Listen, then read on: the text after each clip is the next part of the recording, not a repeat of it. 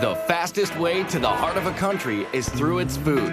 And street food is the bullet train to the most authentic and delicious discovery. International street foods run the gamut from gourmet. It's got a super splendid ocean flavor to it. To adventurous. I love worms. It's a bamboo worm. Indulging in street foods is like learning a new language. So after a good night drinking with your friends, you've got to eat a broodje zoutvlees. And once you try it, there's no going back. It gives you a bit of a kick, and it's quite addictive. So forget the restaurant menus and lace up those walking shoes for the best, cheapest, and most fascinating eats on the streets around the world. Hi.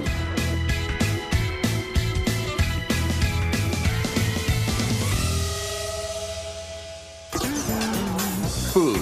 It's the #1 reason people like to travel, and the best place to find it is on the streets. There's no better place to rub elbows with the locals and grab a bite that's fast, inexpensive, and speaks volumes about the culture. From mopani worms in Namibia to hot dogs and pretzels in New York. Street foods reflect the essence of a place. Scoop up a camel spleen sandwich in Morocco, and you're digging into a piece of Berber history. Bite into spicy rabbit heads in China, and you're overwhelmed by the Sichuan tradition of spicy and bold flavors. They're mouth-watering, portable, and cheap. Like the best jerk chicken you'll ever eat, from a stand in Kingston, Jamaica for a couple of bucks. Vendors are magicians with just a cart, a grill, and a few fresh cuts of meat and spices. While food trucks are revving up in the United States, street foods have been around for centuries throughout the rest of the world. So we travel across the globe to Jerusalem for snacks as old as the Bible, to Berlin and Amsterdam for sweet and savory flavors of Europe, and to Tokyo, Hong Kong, and Mumbai, dishing up everything from eel kebabs to stinky tofu. And we start in Mumbai, India. It's the largest open-air kitchen in the world. Sizzling hot, crazy loud, fast, and always cheap. Capable of serving, get this, more than 20 million people a day.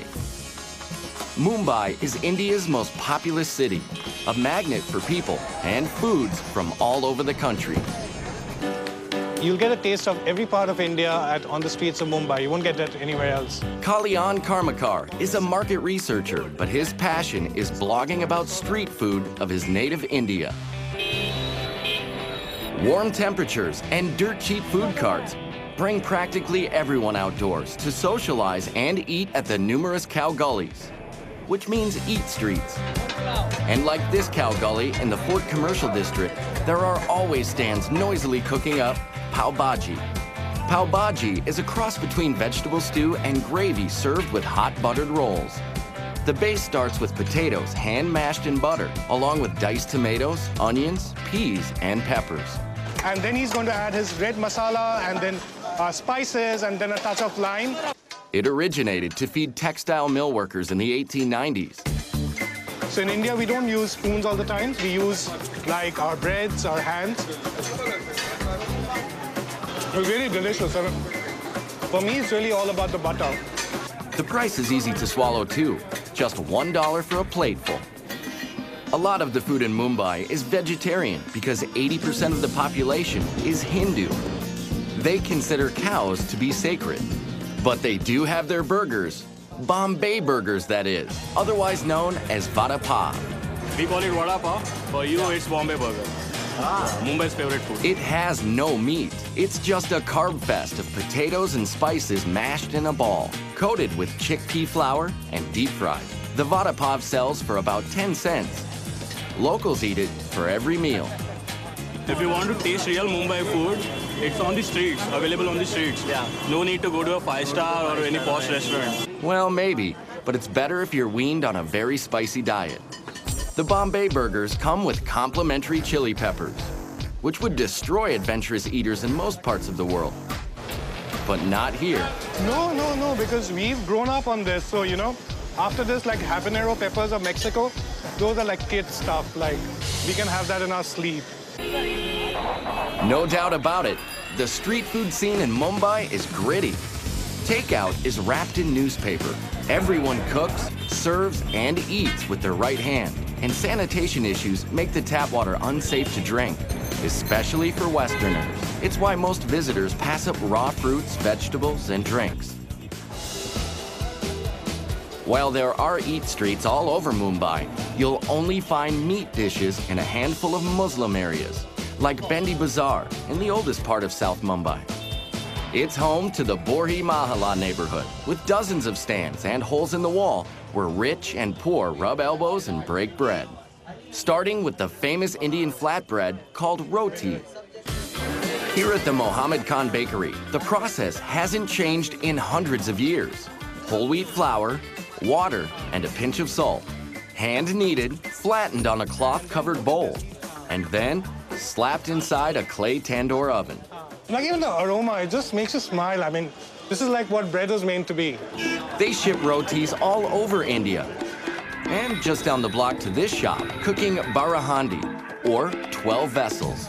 Naheem Hyatt's family has owned this place for 3 generations, where they've got cow, goat, and lamb feet, rumps, brains, and bone marrow, simmering in curries and sauces all day.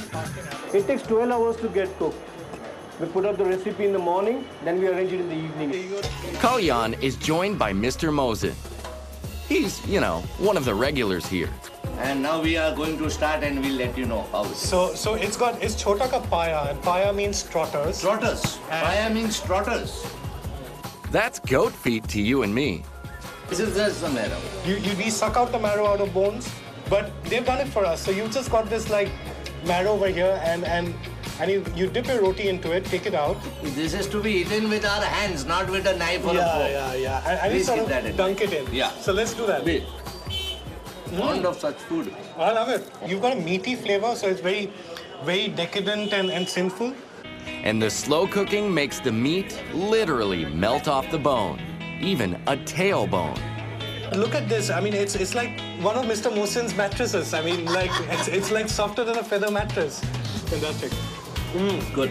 There aren't many places like this left as younger consumers want faster foods. But for lots of Mumbaikers, the most popular spots for street foods and socializing are Mumbai's beaches. It's what life was before malls were developed. So it's really the malls for most of Mumbai. And here at Juhu Beach, people come for the cool breezes and the chats, or snacks. These are made of puri, fried flour dough, some flat, some formed into hollow balls, all topped with variations of potatoes, chutney relishes, and spices. It's a little bit spicy, but it's a tasty food. It's a mix-up of all the vegetables, tomato, onion, and all, so it's very yummy. The variations are as endless as the streams of locals and tourists walking along the sand. Yeah, I'm not too good with spice, so I have to try and find things that aren't too hot. This isn't too hot, so it's good. They're like skewers and stuff off the stick, they're beautiful. But yeah, a lot of veggies as well, it's good. And desserts as well, there's a lot of excellent desserts. Desserts, like the gola, crushed ice, doused with several different flavors of tart and sticky syrup. There's just no neat way to eat these things. Or a faluta. You can get them in different sweet flavors. This one is rose, mixed with noodles, seeds, milk, and ice cream. Hard to tell whether to use a straw or a fork. And to top off a night at Juhu Beach, there are prawns, a beetle leaf stuffed with dried fruits and spices. And it's a digestive and a slight, it gives you a bit of a kick. And if the mildly addicting stimulant in the beetle leaves isn't enough of a kick for you, get this. They dress them with a thin layer of real silver, just for show. But you don't need silver to eat like a king in Mumbai, because the street food is so incredibly cheap and delicious. I love Mumbai. I'm addicted to Mumbai. It's a bit like Hotel California. Once you check in, you just can't check out.